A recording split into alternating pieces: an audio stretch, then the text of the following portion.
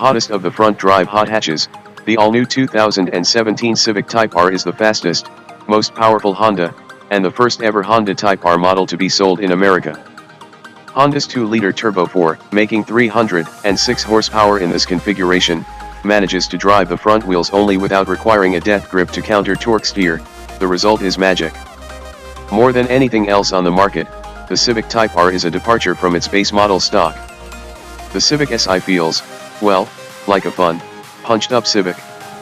The Type R is a whole nother beast. Unlike the Impreza/WRX/WRXT, Golf/GDI/R or Focus/ST/R's triplets, there's no linear progression from not too hot to bonkers here. It transforms the competent but quotidian platform upon which it is based completely. Am I complaining? Hell no. Give me more expectation-defying cars like this. Whatever preconceived notions you might have, though, know that you'll need to recalibrate them before you jump in. This is a big departure from the great and famous Hondas that preceded it. America never got the Civic Type R before this model, but something like the Acura Integra Type R, or maybe an older Civic Si, gave us a certain set of expectations: beautifully engineered handlers built around beautifully engineered motors that traded torque for sky-high red lines. In other words, cars that had at least a vague philosophical connection to Honda's motorcycles. There was a simplicity, and an elegance, to the way these vehicles were built and the way they operated. This Type R, on the other hand, is a thoroughly modern performer. It has a lot of power and it can do extraordinary things, but it leans on modern tech, like adaptive shocks and dampers, to make the whole package tractable. In no sense does the Type R embody a less is more philosophy, and except for the stick shift and front-wheel drive configuration, nothing about this screams old-school Honda. It's powerful, responsive 2.0-liter is turbocharged, and it makes absolutely no attempt at restrained styling. I genuinely don't mind the Gundam-like looks in small doses, but the longer you stare, the more overdone it looks, and what's up with all the fake vents? In our big first drive, we explored the Type R's track capability and found it to be anything but wanting. I'm pleased to say it's also an enjoyable, if stiff, street car, too. Unlike some track stars, it's fun to drive hard, but also satisfying to bomb around in. You don't have to go 80 miles per hour to have a blast. But you can go that fast or considerably faster because it's just a rock-solid vehicle all around. Great brakes, too. It helps that the shifter, which is about as good as anything currently on the market, makes running through the gears a joy at any speed.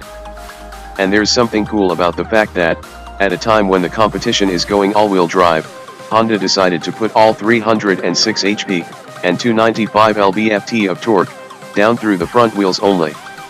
I'm curious about how the setup performs in warmer weather. I experienced no torque steer when launching the Type R during my time behind the wheel, but it was cooler, and the tires didn't always bite the pavement instantly. Will I have to wrestle with the wheel more if the rubber gets warmer? Apparently not, if our previous review is to be believed. I realize that a lot of you reading this aren't going to be able to get over the looks. I get it, to an extent. But know that you're missing out on a really unique, marvelous, and fun car if you let that turn you off entirely. The Honda Civic Type R is now the best front-wheel drive car on the planet. It's better than the VW GDI and the Focus ST and the Mini Cooper S and the old Mazda Speed 3. Of course, it's about $8,000 more than the GDI and Focus ST, so that will have to be factored in at some point. Just not now. Everything about the Type R makes the driver want to go faster. First, there's the speed, obviously, that Honda somehow puts to the pavement without torque steer. The Mazda Speed 3, the previous FWD champion, would rip the steering wheel out of your hands if you didn't have a good grip while launching. I'll throw it to Warner's Type R first drive story to explain it better than I could. Honda credits this lack of torque steer to what they call a dual-axis front strut system. In basic terms, the hub has additional ball joints to separate the steering from the drive, which mean motions from the steering system play a significantly smaller role in how drive torque gets to the wheel. All of that means that this car rips off the line. You can also thank a smooth but decisive clutch engagement and a short overall clutch stroke for that. Normally I say I want the engagement point to be low in the stroke, but the whole movement on the clutch only feels like 5 inches or so anyway, so anytime you snap off it, you'll be in gear.